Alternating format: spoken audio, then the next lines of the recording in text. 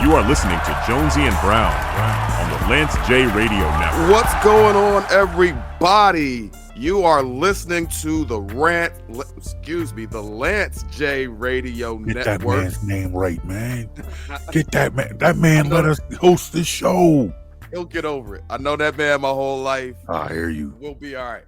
All right. But we're going to have some fun today. James is out this week, so it's a Jonesy and Brown takeover. They done let the wrong two brothers take this show over, man. Oh, this man, this is a mistake, man. We got a lot to get into today. There's all sorts of stuff going on. It's not the regular sports time right now. We got the regular stuff, but there's a lot of extra stuff going on right now too. And we're going to hop straight into it. JB. Okay. Yeah. All right. I'm going to start with a story that you should be familiar with. There was an occasion during baseball season where the commissioner was in the Phillies locker room. He reportedly was there to discuss multiple things, and including what was the baseball salary cap that's being proposed in the next collective bargaining agreement, which by all indications could be the tipping point for a strike, a lockout. We'll see. But during that interaction, Bryce reportedly told Manfred, "Get the bleep out my locker room." Ooh. There was reportedly a deputy to Manfred that let Bryce know this is how people get found in ditches. Like, these are the reports that are coming out. I'm not making this stuff up. No, I heard those stories too, and it's crazy that people are in a professional setting talking to each other like that. That's kind of crazy. And in the meantime, the Los Angeles Dodgers have won multiple World Series over the last few years by following the George Steinbrenner playbook of just outspending everyone else. Hey, kind of illustrating where the imbalance comes from when you don't have a salary cap. So with all that being the issue, JB, how do you feel about a baseball salary cap? I'm going to sound really shallow here, in the sense that once upon a time, I was probably more supportive of getting a salary cap, especially maybe about 20 years ago when it was really the Yankees who had started that whole phenomenon, when George Steinbrenner was just going out there and buying the best talent, when it was the Yankees and they would go get Mussina and Sabathia and Clemens and A-Rod and Teixeira. It was year after year. It was like, who's the best player and at what point are they going to be on the Yankees? Like what the Dodgers are doing right now. Yeah, like what the Dodgers are doing right now. And then, honestly, the Phillies shifted, my hometown team, the Philadelphia Phillies, shifted their philosophy and committed more to spending money. And that allowed them to go get a Bryce Harper, followed by JT Realmuto, a Kyle Schwarber. Turner. Yep. And honestly, now that my team, the team that I cheer for, has started to spend more money, they've yet to build a team that can compete with the Dodgers, but that might be more about the general manager and who he's spending money on than the actual just spending itself. Yeah. Okay. So now I can't criticize it now because I'm cheering for a team that's going out and spending a lot of money. So at this point now, so you like your team having the advantage and being able to outspend, say, a Kansas City or a Florida Marlins? Why should I care about a Kansas City or a Florida Marlins? You know, I understand that Kansas City fans might feel differently. I understand that Florida Marlins fans might feel differently. I get Florida that. Marlins fans don't care. They don't even show up. Well, but Kansas City, they'll feel different. But didn't Kansas City win a World Series within the last 10 years? I mean, that happens every now and then. Yeah, they got a World Series ring. Every now and then you'll see the small market team win, but more often than not, you're going to get your Yankees and you're going to get your Dodgers and you're going to get your Red Sox. With these big behemoth spending teams, it puts the onus on the front offices of these smaller teams to draft better players, bring in better young players, and cultivate them to win before they are in line for the big money. You know that once their contract is up, once those initial major league contracts are up, once you run out of arbitration, or maybe even before, you've actually run out of arbitration years, you are going to lose them to the big money teams. You need to, that window is small. So you try and bring in those players, and you try and keep a good rotation. It puts the onus on these smaller market front offices to build better farm systems. I'm with you. Like it forces GMs to do their jobs, yes, rather than they have to actually scout. They have this is what a salary cap will do. You're forced to go so.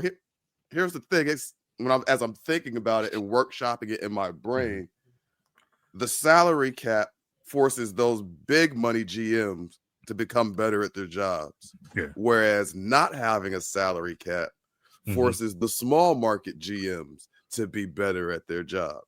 One way or another, somebody's going to have to get better at their jobs. Yeah, but honestly, it's like it's almost like life. You and I are podcasters. We host a podcast. Mm-hmm. And in the grand scheme of things, our podcast is in competition with the bigger companies, the ESPNs, the Fox Sports, other people with why do more people of a name want to brand. get their sport content from us rather than somebody else? So we have to do something to make the Jonesy and Brown show more appealing than the big market, the big market, the big corporation podcast. And that's just the way it is, until. Why do you want to spend an hour with us instead of an hour with we just, you and I, else? Yes, it's like, yes, you could go to ESPN and get, an NFL player, an NBA player, a Major League Baseball player hosting a podcast, and it might be interesting. Why do you want to listen to Jonesy and Brown? That's just on us to make our podcast seem better. Right. We have to find good guests, good interviews, and find ways to give out good content ourselves. That's the nature of the beast. It is what it is, Yes, sometimes it can be frustrating. Sometimes you're looking at other, you look at other content and be like, man, that sucks. That's terrible. But, they're popular. It is what it is. But so I'll say this because I'm looking at the clock. We got to take our first break soon. Mm-hmm. I do see where the owners would want a salary cap the way these contracts are going. The Mets just paid somebody $700 million last offseason. And so at some point they're going to want to say enough is enough. But baseball, the players union is probably the strongest union of all the sports. Yep. It's going to be a challenge to try to get anything done. My gut is telling me strike. Yeah, you're going to be hard pressed to get anybody to give back money. Exactly. You've enabled these players to get rich. You've enabled these players to command large sums of money. So they're not going to be in any hurry to give that money back, to take less money. No, that is what it is. Mm-hmm. All right. Speaking of taking money, we got to take a break. We'll be back in a minute. We appreciate you listening. Keep hanging out. We'll be right back after this. Want more Jonesy and Brown? Follow them on social media at Jonesy and Brown or at BITW Sports. Download their latest podcast by going to bitwsports.com. You are listening to Jonesy and Brown on the Lance J Radio Network. Are you a fan of 80s and 90s hip hop and R&B with a taste of the early 2000s? Check out the Grown Folks Groove, phillygoflow.com, a free online radio station that streams the best mix of throwbacks and old school 24 hours a day. Just go to phillygoflow.com or search for Philly Go Flow in the radio station section on the TuneIn app or the Podcast Addicts app. Rampage, the first lieutenant of the Universal Flip Mode Squad. The construction Tims are classic in Philly and New York. They are. Connecticut. James Lewis. Never been to Connecticut, man. Connecticut, Jersey, You definitely from Uptown, New York. You definitely Manhattan, from New York if you shouted Harlem. out Connecticut. You are listening to Lance J Radio on HUR Voices on Sirius XM Radio. You are listening to Jonesy and Brown on the Lance J Radio Network. All right, y'all, we are back on the Lance J Radio Network. You're hanging out with your boys Mike Jones and John Brown, Jonesy and Brown. You can find us all over your socials at Jonesy and Brown whenever you want more. We're there for you.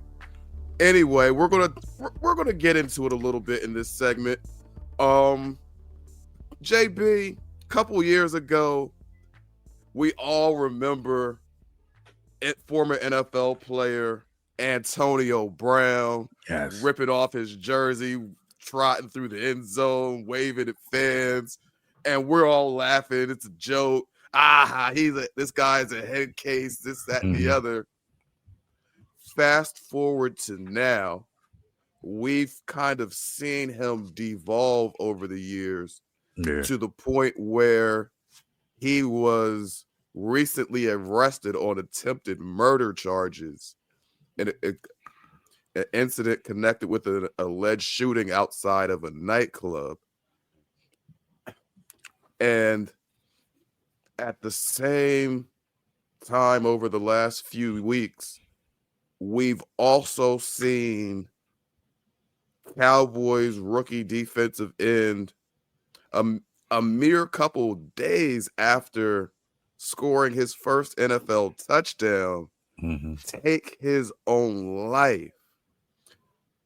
At some point, and I know sports is all supposed to be fun and games and distractions and things like that, but we have to remember that these athletes are people, and mental health is truly a struggle for all of us, regardless of profession or tax bracket.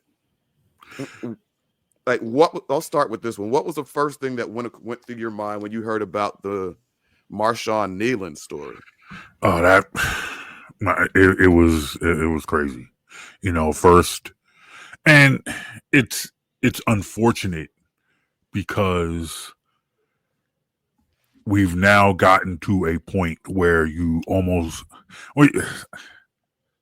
where you kind of expect, or you at least think about suicide when you hear about these young players dying young.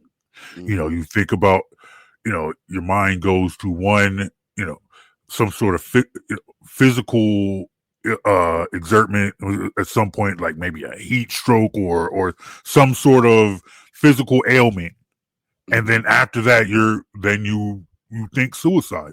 When you see 24 years old, though, that's where your mind goes, because unfortunately that's kind of what history has dictated. And then to see those stories confirmed, to know that young man took his own life, and it really, as not to sound cliche about it, but it just goes to show that we really don't know what someone is going through on the surface. Because yes, this man scored a touchdown. You think he'd be the Monday happiest Night he's Football been in his life? Exactly. You see that and you think that this young man would be on cloud nine. Right, he's on top of the world, living the dream. Yep. And only internally, a couple of he's days later, fighting battles that we had no clue about. Yeah, and I think sometimes, even in the context of how these professional sports teams treat human beings like entities, sometimes you would think that there would be a greater interest in just protecting an investment. Yes, Absolutely. there is a human element to this, because yes, these are human beings. That man had a girlfriend. That man had parents. That man had Mhm. a family And who are still apparently he trying to texted figure them. it all out. He texted them goodbye. It's not a pretty story. No, not But at all. But I mean, but to your point, it's just like it's painful to see, but it's something that needs to be addressed. You know, and I would hope, and it's not like these teams do nothing nowadays. I know, yeah, there they do are make mental measures. health services and other things available to players these days. But at the same time, these players also have to know that not only are these resources available, it's okay to use them. Yes, A yes. lot of times things like this are stigmatized where, oh, I'm weak, or you're not supposed to need help. You're supposed to be the big strong man. You're this Yeah. athlete, and Men don't feel this way. Men right, don't go through this. Men, especially the alpha men that are, Mhm. the Yeah. athletes that out there. Yeah, So yeah, so because I when you get to that pro level, you're mhm, you're now dealing with 53 alphas. right. 15 And alphas if you're on a basketball team. 41 you don't alphas. want to be the one who seems to show weakness, for a lack of a better term. Like, you You're don't right. want to appear that way. So, but I wanted to use this segment. Mhm. James often does, a lot of conversations about health. He does one of the flagships of what we do at Lance J Radio, Paragon 7s, is the healthcare show. Mhm. So I wanted to use this segment to just stop for a second and kind of just remind we're on HUR Voices. Young Yeah. people, young men especially, don't feel bad about getting help. No. At some point, in some manner, all of us need help. Mhm. That is the nature of being human. Mhm. There are plenty of resources, for people who have access to healthcare. There are Mhm. healthcare companies that can provide resources. People who might not be with healthcare. There are places you can go, Mhm. people you can talk to. There are resources for you, for you to get help. There is no reason for you to not seek help if you need it. And sometimes, even if it's like you just need help identifying what exactly it is that you're going through. And I would say this as well, from the not rather we talked about Marshawn Nealon, but Mhm. from the guys where we see like the Antonio Brown archetype, where it's a public, I don't want to say meltdown, but a, a public meltdown. Let's call it Mhm. what it was. When you Yeah. see that, rather than making jokes like, oh, he's a head case, if that's your friend, that's your family, and you see that, Mhm. reach out. Let them know someone is there for them. Yeah. Don't let that person feel alone, like they can't make it through whatever it is they're going through. I know where I'm not a qualified counselor, No. JB. I know you're not a qualified counselor, and maybe what you could do is do some research to find someone qualified to give that help to them. Mhm. Just sit there, listen, whatever it takes, but don't let our people feel alone in this, because that's when tragedy strikes. We see the worst happen, and I've had enough of it. Yeah, and you got to be willing to have those tough conversations. I think part of the problem, especially if we're shifting from Nealon to Antonio Brown, sometimes the problem is just people enabling. Mhm. It's like you don't want to say no. You don't want to say, hey man, you might want to rethink this. Hey, hey, it's time to go home. You're out and about, somebody's hassling you. Hey, it's time to go home. We don't need this. You know, I think it's just take care of your people. You know, take care of your people. Take care of your people and don't be afraid to ask for help. Let's take a break real quick, and then we'll come back and get into a little bit more of our normal sports talk. But I felt like we needed to have this segment for a second. This is good. This is real good. All right, we'll be back in a minute on Lance J Radio Network. You're listening to your boys Jonesy and Brown. We'll be right back. Want more Jonesy and Brown? Follow them on social media at Jonesy and Brown or at BITW Sports. Download their latest podcast by going to bitwsports.com. You are listening to Jonesy and Brown on the Lance J Radio Network. Are you a fan of 80s and 90s hip-hop and R&B with a taste of the early 2000s? Check out the Grown Folks Groove, phillygoflow.com, a free online radio station that streams the best mix of throwbacks and old school 24 hours a day. Just go to phillygoflow.com or search for Philly Go Flow in the radio station section on the TuneIn app or the Podcast Addicts app. James Lewis. I've never lived in a city like Phoenix where the downtown was not the center of the city.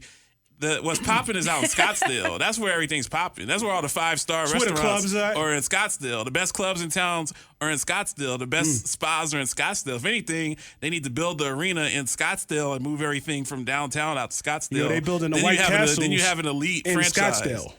Next to them carved houses in Camelback Mountain. That's where everything is popping to me from what I've White seen Castles in my 2 years. It's coming to Scottsdale. I will be there. Rampage, the first lieutenant of the Universal Flip Mode Squad. Next Scottsdale. Next to the spot is like $800 an hour. It don't matter.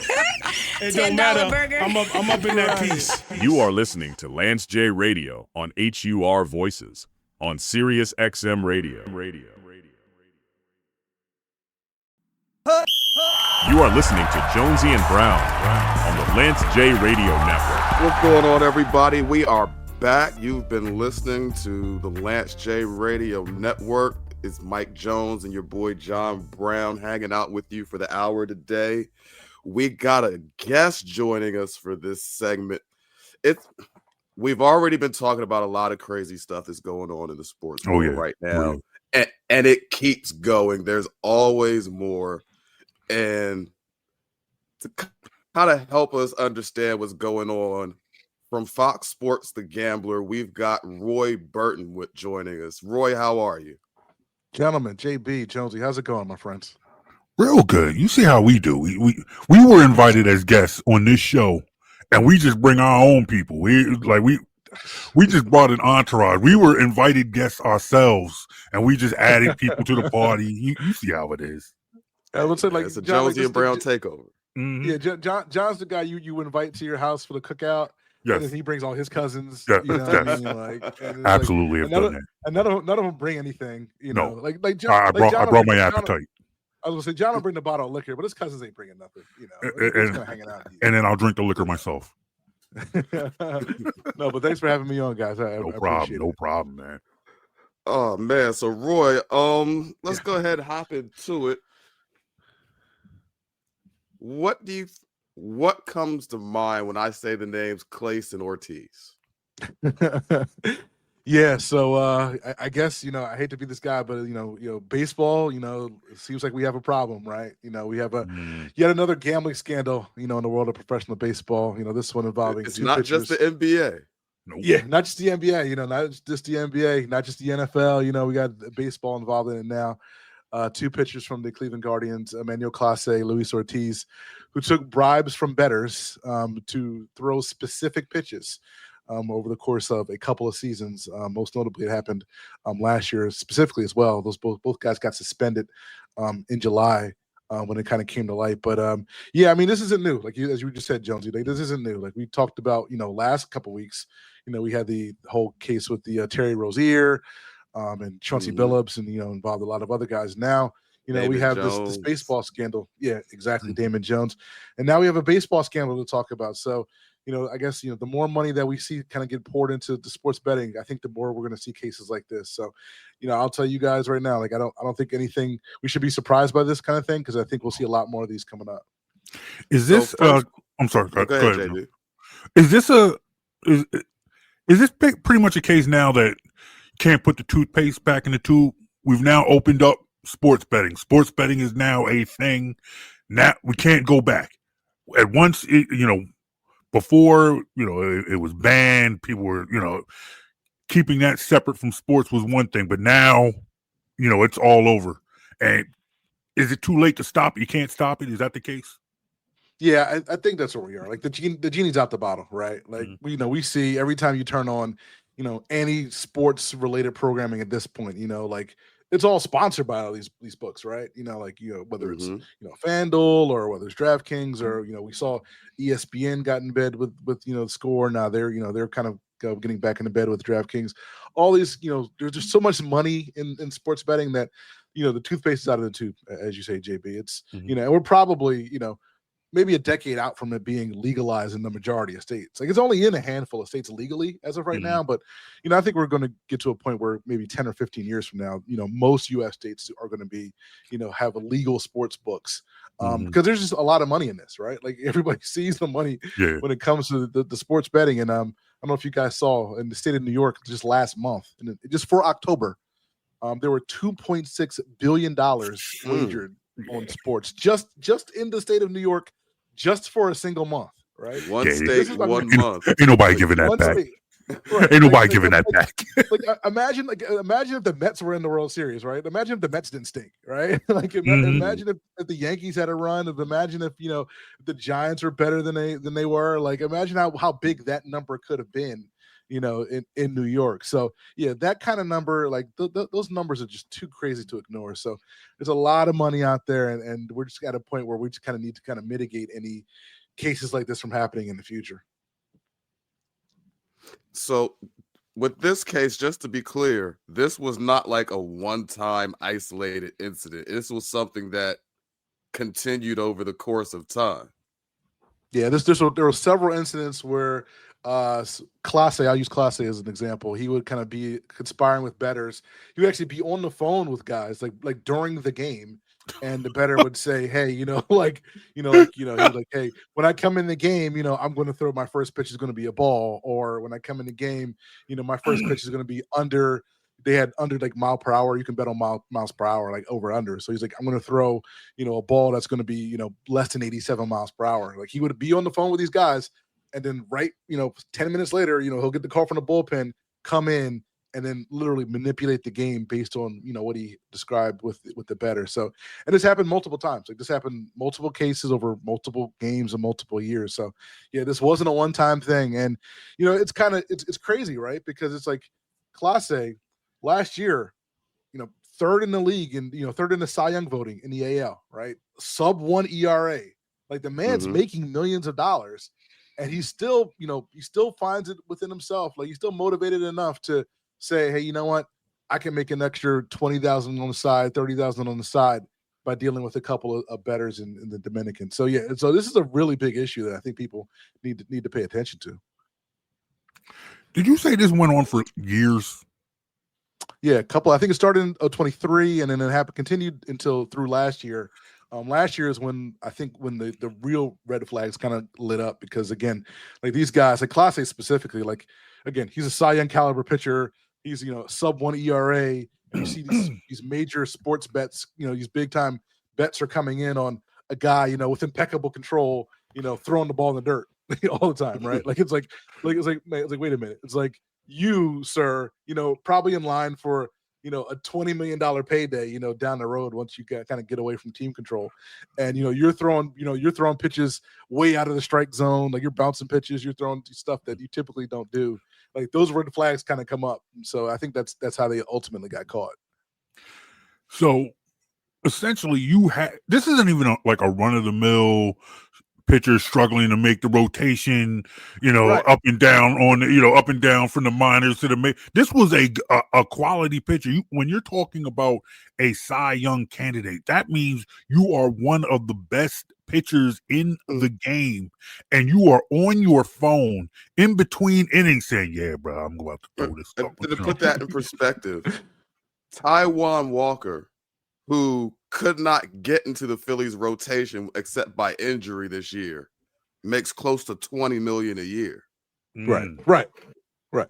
A Cy Young candidate is in line for 30 plus a year when he's due for his contract. And you threw that away because you couldn't resist an extra $20,000-$30,000 right now. Yeah, right. Like he's like, because I think he's making 4.6 this year, has six and change next year, has a couple of team options for 10 million after that. But again, at the end of that deal, he's 28 years old, right? One of the best pitchers, one of the best closers in Major League Baseball, sub-1 ERA for a really good Cleveland team. Like you're right, like he could clear 20. He could clear 20 easy as a dominant closer. A dominant closer, you could clear 20 in today's market. Right. But then you're still conspiring with guys, in the Dominican, say, hey man, let me throw you. I don't know specifically the numbers for Clase, but Ortiz, he was getting paid $5,000 for the bad pitches, $5,000 per bad pitch. So let's say Clase was double that. You're still throwing away, potential $20 million deals, for 10 grand here, 10 grand here. Doesn't make a lot of sense to me. I'll say it like that. And now you're banned from the sport for the rest of your life. Like, right. And you see that they don't mess around with that either. That Pete Rose, one of the greatest players of all time, took that ban to his death. Yeah. JB, I'm glad you brought that up, and I want you to hold that thought real quick. We're going to take a quick break, and we'll be right back and continue this conversation with Roy Burton from the Fox Sports The Gambler. You're listening to Jonesy and Brown on the Lance J Radio Network. We'll be back in a minute. Want more Jonesy and Brown? Follow them on social media at Jonesy and Brown or at BITW Sports. Download their latest podcast by going to bitwsports.com. You are listening to Jonesy and Brown on the Lance J Radio Network. Are you a fan of 80s and 90s hip-hop and R&B with a taste of the early 2000s? Check out the Grown Folks Groove, phillygoflow.com, a free online radio station that streams the best mix of throwbacks and old school 24 hours a day. Just go to phillygoflow.com or search for Philly Go Flow in the radio station section on the TuneIn app or the Podcast Addicts app. Rampage, the first lieutenant of the Universal Flip Mode Squad. The Construction Tims are classic in Philly and New York. They are. Connecticut. James Lewis. Never been to Connecticut, man. Connecticut, Jersey, You definitely from Uptown, New York. You definitely Manhattan, from New York if you Harlem. shouted out Connecticut. You are listening to Lance J Radio on HUR Voices on Sirius XM Radio. You are listening to Jonesy and Brown on the Lance J Radio Network. All right, we are back on the Lance J Radio Network. It's Jonesy and Brown takeover for the day. We are in the middle of a conversation with Roy Burton. We've been getting into it about sports gambling a little bit. Before the break, JB brought up a name named Pete Rose, a guy who got banned for life. Because of his involvement, with gambling, and they had to protect the quote-unquote integrity of the game. So my next question for you, Roy, with what's going on in basketball, baseball that we know of, we have to at least be suspicious that there's other stuff going on that we don't know of. Yep. How do the leagues get the trust of the fans to remain that there is some sort of integrity to these games? Yeah, that's the presenting problem number one, right? Like when you guys were talking about, what are we going to talk about? And we talked about this issue. The number one issue is the integrity of the game, right? Like us as fans have to believe that what we're watching is legit and true and is not being manipulated. And there's no, Emmanuel Clases, no Jonte Porters or anything like that. I don't think we're ever going to be at a point where we're at 100%. And again, we weren't at 100% before, right? Like we all stuff happened before, like, the Pete Rose stuff, Tim Donaghy, all that, Calvin Ridley, even to an extent. Like we know all this stuff. Like it's never been 100%. So I don't think we'll ever get to 100%, but I think the leagues can kind of take some steps in order to kind of mitigate some of this. I think, I know Major League Baseball, earlier this week, I think when it came out, as soon as the Classic stuff came out, basically said, on those micro prop bets, like the pitches and the balls and strikes and things like that, they're going to limit the amount that you can bet on these events to $200. So you can't bet more than $200 on whether or not, pitcher X is going to throw a ball, or whether or not Taijuan Walker's next pitch is going to be, 95, miles per hour or whatever like that. And I think that's a good first step. Because again, I think the people who bet on that kind of stuff, I mean, those are the hardcore sharks I think you need to worry about anyway. Like, the regular bettors just doing, money lines and, point spreads, home run props, parlays, home run props. Like, they're not saying like, oh my God, like, is Johan Duran's next pitch going to be 104 miles an hour, or is his third pitch going to be 97? Like, I don't think the general populace is going to be like that. But for me, if I could take that a step further, I would just get rid of those individual props where you can kind of manipulate that stuff directly. Like, so for example, like I would just get rid of the pitch speed prop, right? Like I would say, because again, you can directly influence that like every single time that you're on the mound. Like basketball, like I would probably get rid of like a lot of the unders that we have. Like today, you can go right on any sports book and say this player is going to have less than a 1 block tonight, or 0.5 blocks, or 1.5 steals. That stuff's way too easily influenceable, right? Like if you're, VJ Edgecombe, I'm just going to pick a name out there, like, and your prop says 1.5 steals tonight, right? You can easily just not steal the ball. You can not block the ball, right? And you can work with people and kind of manipulate things, and and no one would know the better for it. So I think if you take that kind of stuff out, the stuff where you can easily manipulate, like the negative props and unders and things like that, I think you can instill a little bit more confidence in the sporting public that what we're seeing is more legit. So where would that come from? Who would have to make that type of regulation? Would that have to come from the betting company, from that organization, or do you get the, dare I say, get the government involved, or like how do you regulate on the leagues? Yeah, I think it's more so on the leagues. I think I imagine Manfred was probably made the first 2 calls were to FanDuel and to DraftKings. We're like, look, like we got to do something about limiting these numbers. So I think the leagues themselves need to take the initiative, because again, the problem is, do you believe NBA basketball games are legit? Do you believe Major League Baseball games are legit? And if I'm Adam Silver, if I'm Rob Manfred, I have to take the initiative to say, hey, you know what? Anything that people can bet on that could be manipulated easily like that, just get it off the table. Because again, I don't think the revenue that they would make from that stuff, is worth, the juice is not worth the squeeze when it comes to those kind of bets. Because again, 99% of the bets aren't of that variety. I joke around with Jonesy a lot, and I always talk about how I believe professional sports, specifically football, is scripted, while pro wrestling is real. And but I say real to me. I say that in jest, but when you start to look at some of these situations that are coming up in sports, specifically basketball and baseball, how far are we from the fans starting to believe that, like, hey, you know what, this does start to look scripted. I don't know what to trust anymore. You've seen the running joke about the NFL script being out for a couple years now, right? Right. Like, yeah, we've seen the script being out. Like, Jonesy, JB. I mean, I know JB. I know you're in the weeds with me on Twitter. Jonesy, I don't know if you're in that, but you guys see it every day. Like, you guys see it every Sunday. When the Chiefs play, you see the Chiefs get calls on from the referees. People think that the league is kind of tilted towards the Chiefs. Or when the Eagles get a bad call, you see Eagles Twitter go crazy. Online. People already kind of love the push. Yeah, right. People already think that a little bit, right? So I don't think that stuff is just gonna go away. I think this, like, you do whatever you can again on the sports book side to kind of again eliminate like these negative things, like like the Class A's and the Jonte Porters and things like that. But other stuff than that, like, again, there's always going to be bad calls. There's always going to be poor umpiring or poor officiating, things like that. So we'll never be able to get away from people saying the league is fixing the game so Chiefs can win.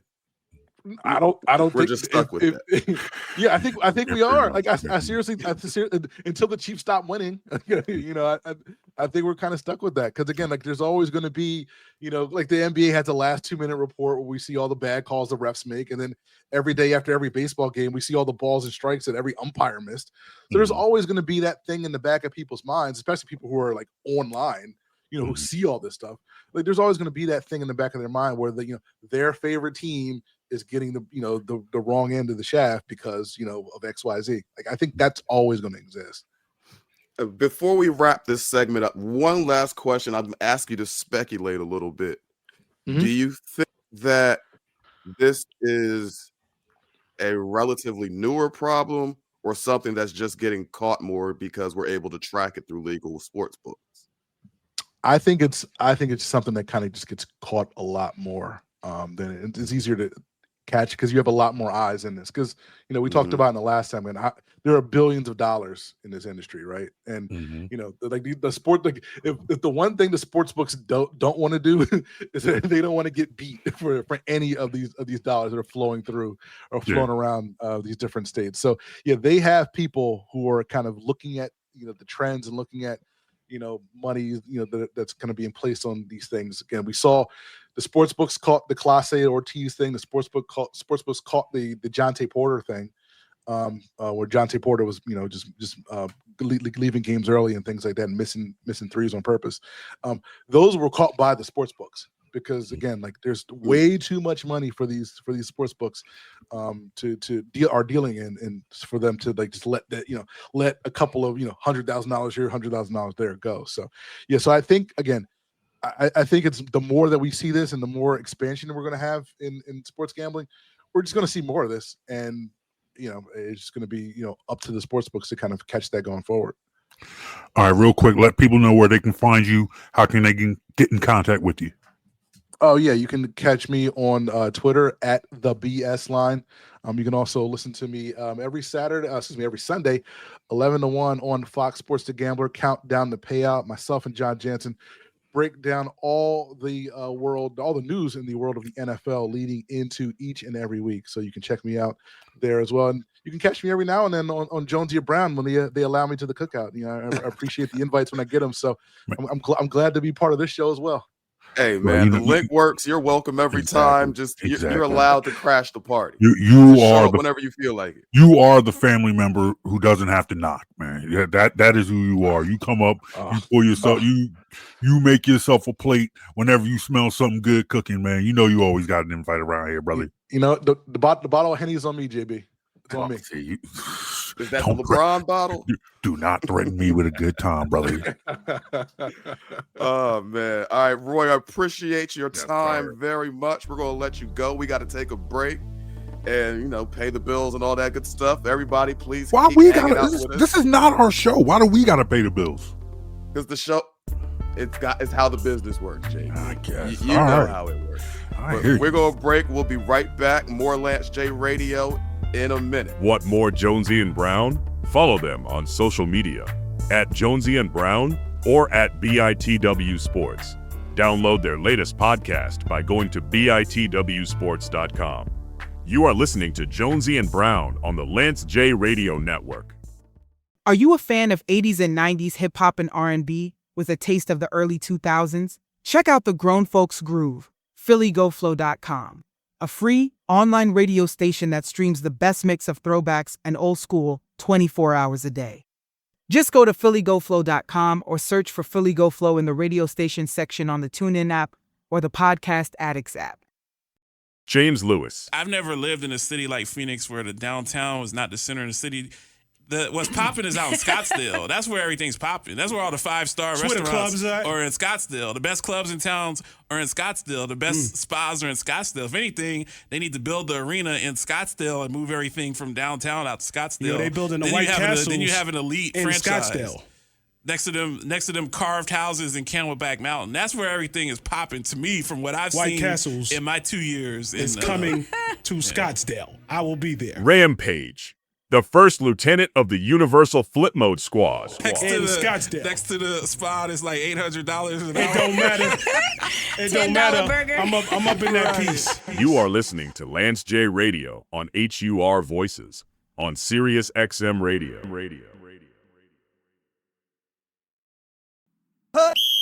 You are listening to Jonesy and Brown on the Lance J Radio Network.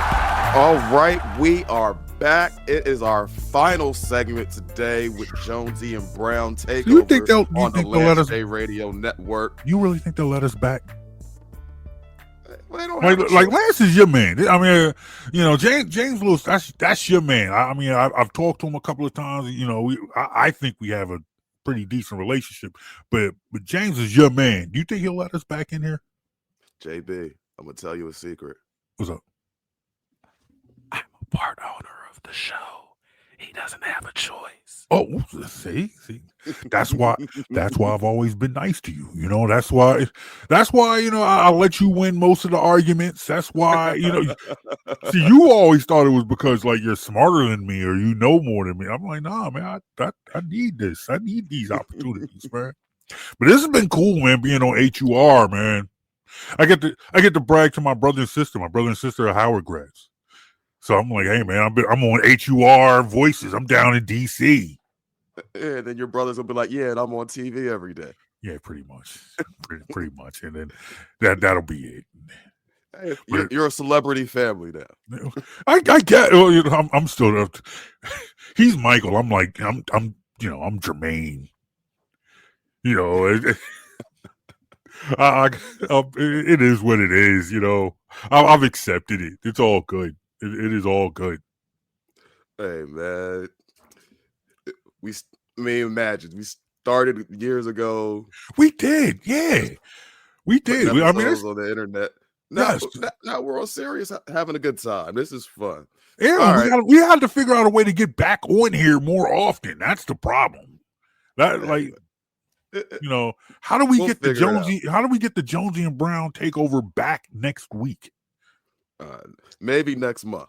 Okay, all right. We'll figure it out. we'll figure it out. If you enjoyed it, hit us up on social media: Jonesy and Brown, Facebook, Instagram, X, YouTube. We're all over the place, man. Jonesy and Brown. We're there. You can talk to us, and we'll answer you. We will respond.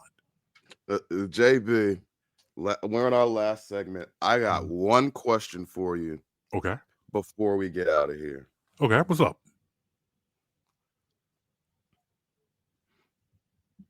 Do you believe? Oh boy. That LeBron James is done and the Lakers need to trade him? No. Well, now before you answer, consider how that team is constructed. Yeah. How LeBron plays. Yeah. How Luka plays. Yeah. And answer that again.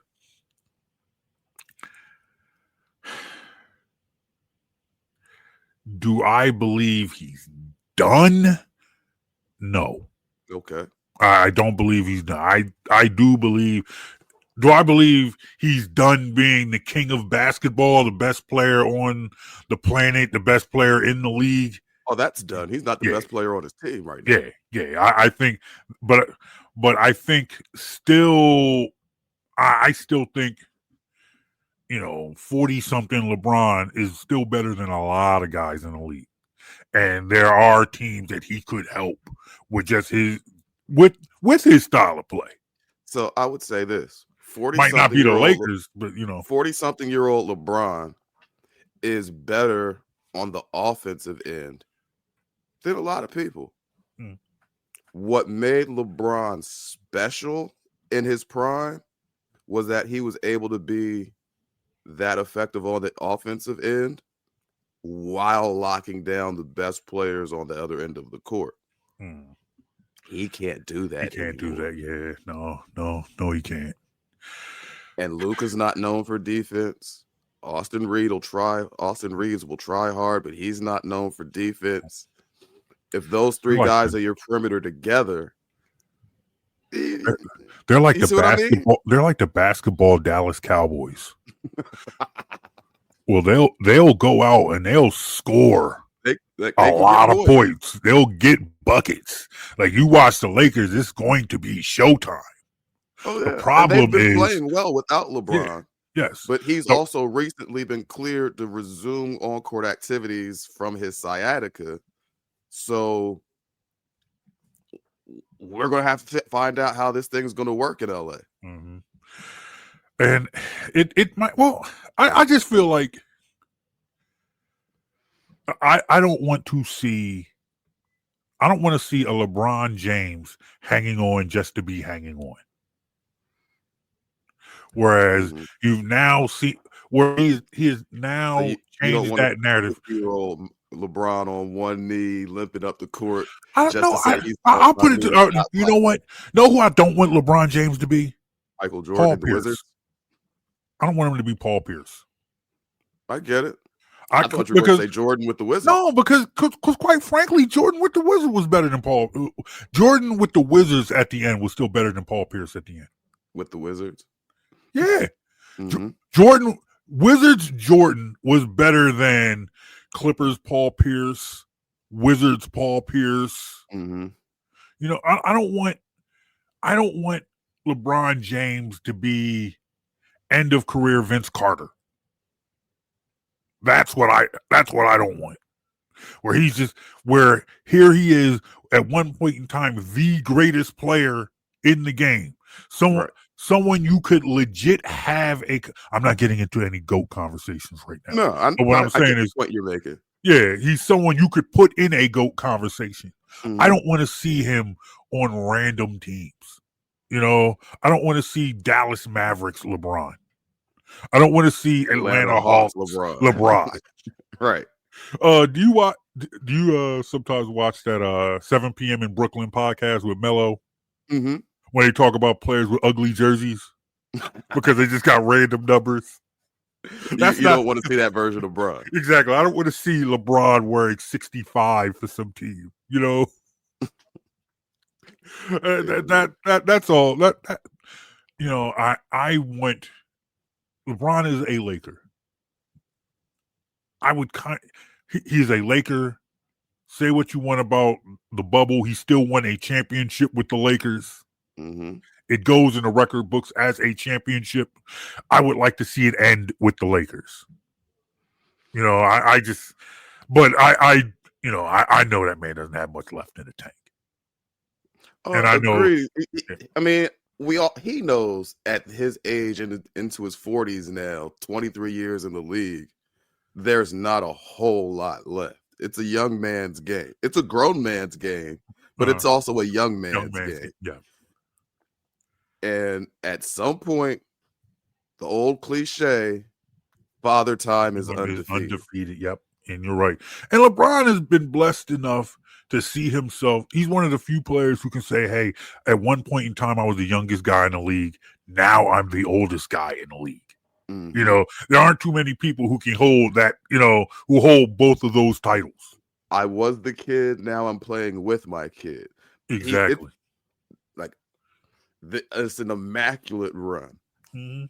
Very few athletes in any sport cross history can compare their careers to LeBron. No. But at some point, it's got to end. You got to let go. Exactly. You know, let it end, walk away, and then sit next to Jordan in those NBC interviews. I want to see, you know, that's what I like to see. The true GOAT, MJ, Mike Jones, looks at the clock, says, you know what? It's time for me to walk away. Okay. So I'm gonna shoot this fadeaway. And I'm gonna grab that rebound. There we man, JB, we seriously though, we are up against the clock. Yep, let's get out of here, bro. Get out of here. This was fun though. I want to thank James Lewis for giving us the chance to sit in for him while he was out. Appreciate JB, you, bro. As always, it's a good time when we get together and do this. Shout out to our guest, Roy Burton from Fox Sports The Gambler, sitting in talking with us for a couple minutes. And thank you to all of the listeners for giving us a little bit of your time today. Exactly. We're going to go hang out on Georgia Avenue for a little bit. Get the go. Exactly. Get to go play some Northeast Groovers and go to that McDonald's on Georgia Avenue. We out, y'all. There you go. All right. We out, y'all. Want more Jonesy and Brown? Follow them on social media at Jonesy and Brown or at BITW Sports. Download their latest podcast by going to bitwsports.com. You have been listening to Jonesy and Brown on Lance J Radio. You're welcome, You're truly, truly welcome.